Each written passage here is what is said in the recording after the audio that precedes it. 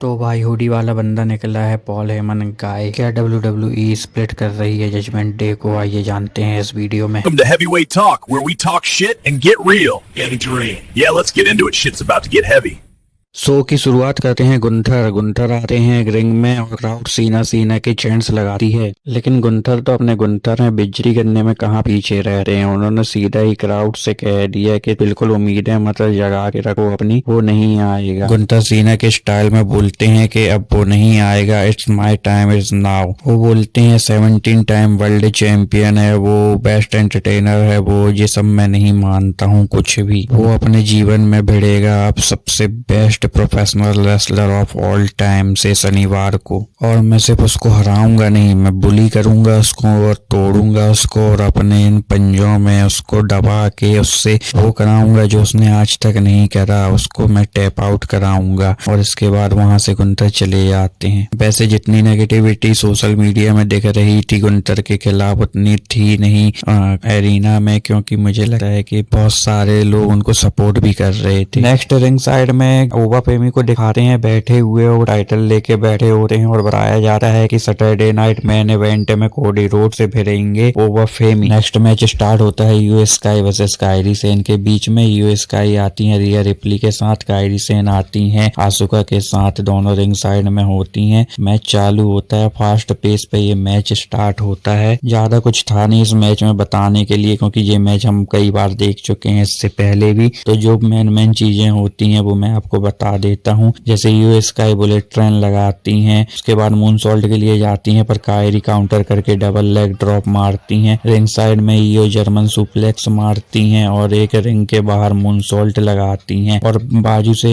आसुका बहुत चुल करती हैं, जैसे रिया रिप्ली ने बिग बूट मार के गहरी नींद पे सुला दिया। इसके बाद रिंग के अंदर मून सॉल्ट मारती हैं यूएस स्काई कायरी सेन को और ये मैच को जीत लेती हैं। इसके बाद बैक स्टेज से पॉल हेमन और विजन और लोगन पॉल दिखते हैं। लोगन पॉल बोलते हैं किसी ने देखा रे मिस्टीरियो ने पिछले हफ्ते मुझे थप्पड़ मारा। ब्रॉन ब्रेकर और ब्रॉन्सन रीड बोलते हैं हाँ हम लोगों को अच्छा नहीं लगा और कुछ करते हैं आज रात रे मिस्टीरियो का। लोगन पॉल साइड में लेके जाते हैं पॉल हेमन को और लोगन पॉल कहते हैं ये रे मिस्टीरियो का जो भी सिचुएशन है इसको आज रात खत्म करो। पॉल हेमन कहते हैं हाँ आज जरूर खत्म हो जाएगा क्योंकि तुम्हारे पास बैकअप है जो आज से पहले नहीं था। लोगन पॉल कहते हैं मुझे पता है, लेकिन मैं ये चाहता हूँ कि तुम उन लोगों को मतलब विजन को भी बताओ कि अगर उन्हें जरूरत पड़ी तो मैं उनके बैकअप बनने तैयार हूँ। पॉल हेमन बोलते हैं मैं तुम्हारी हमेशा से इज्जत करता हूँ, लेकिन आज और तुम्हारी इज्जत मेरी नजरों में बढ़ गई। इसके बाद वो अपनी जेब से लोगन पॉल का हैंड ब्रेस जो होता है जिससे वो पंच मारते हैं वो निकाल कर देते हैं और बोलते हैं कि आज शायद इसकी जरूरत पड़ जाए। इसके बाद लोगन पॉल वहां से चले जाते हैं और पॉल हेमन बोलते हैं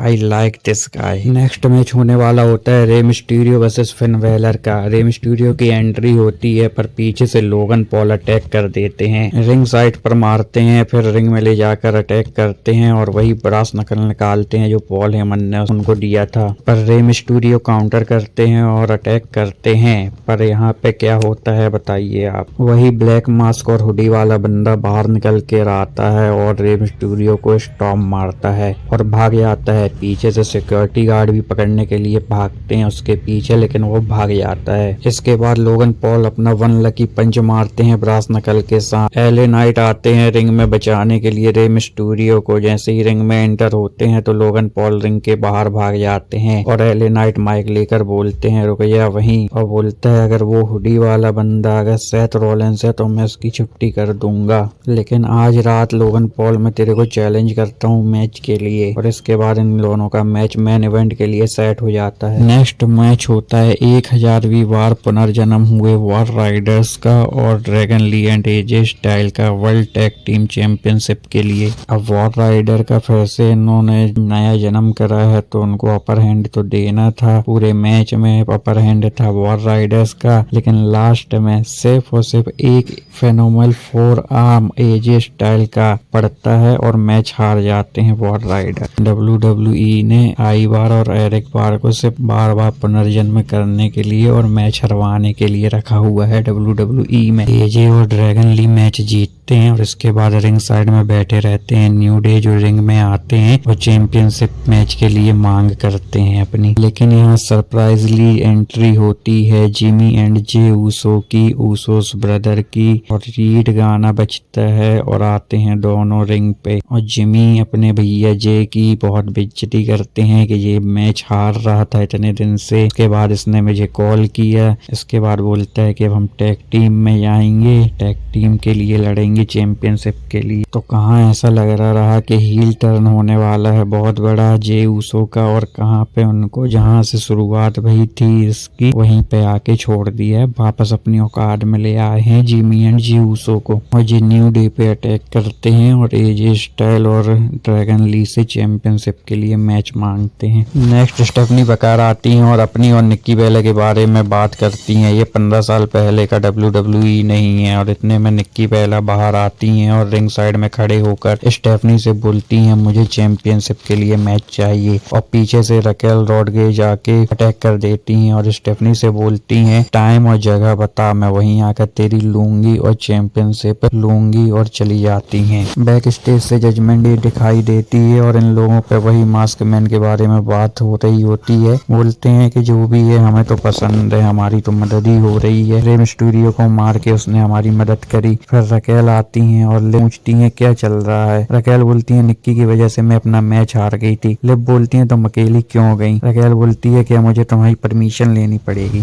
तो लिव बोलती है नहीं नहीं, हम लोग भी साथ चलते तुम्हारी मदद करते। रकेल थैंक यू सिस्टर बोलकर वहां से चली जाती हैं। साफ दिख रहा है कि लिव मॉर्गन इस चीज से खुश नहीं है, क्योंकि लिव मॉर्गन को चैंपियनशिप के लिए मैच चाहिए था और अब बीच में आ गई है रकेल। लिव मॉर्गन रॉक्सन से कहती हैं कि चलो अब रिंग साइड में मैं तुम्हारे साथ रहूंगी। लिव मॉर्गन सोच रही थी रकेल और रॉक्सन को टैग टीम चैंपियनशिप के लिए लड़वाऊं और मैं हैवीवेट चैंपियनशिप के लिए जाऊं, लेकिन यहाँ पर उल्टा हो गया है और अब फिर से टीज हो रहा है कि इनका जजमेंट डे का सेपरेट होंगे ये, लेकिन कब होंगे पता नहीं। नेक्स्ट मैच होता है लायरा वाल्किरिया और रॉबेन का। फिलअप मैच था ये शो को भरने के लिए और कुछ नहीं था। लिव मॉर्गन अटैक करती हैं रिंग साइड पे लायरा वाल्किरिया को, इसलिए रॉबेन मैच जीत जाती है। नेक्स्ट मैच आता है Logan Paul versus LA Knight का। मैच स्टार्ट होता है रिंग बजने से पहले ही, लेकिन लोगन पॉल अटैक करते हैं एले नाइट पर। मैच स्टार्ट होता है। अच्छा ये मैच था लोगन पॉल और एले नाइट के तो बीच, वैसे ही दोनों अच्छे एथलीट हैं तो मैच तो अच्छा होना ही था। सीधे आते हैं पॉइंट पर। मैच के बीच में विजन आ जा रही है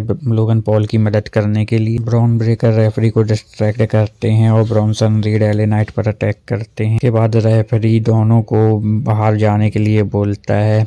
एले नाइट रिंग साइड पर लोगन पॉल को टेबल पर सर मारते हैं। इसके बाद वही हुडी वाला बंदा बाहर आता है और लोगन पॉल की मदद करता है। एले नाइट को स्टॉम्प मार के भाग जाता है और इस बीच में पॉल हेमन जो है वो भाई रेफरी को डिस्ट्रैक्ट कर रहा था कि जो हुडी वाला बंदा मार रहा है तो रेफरी उसको देखे ना।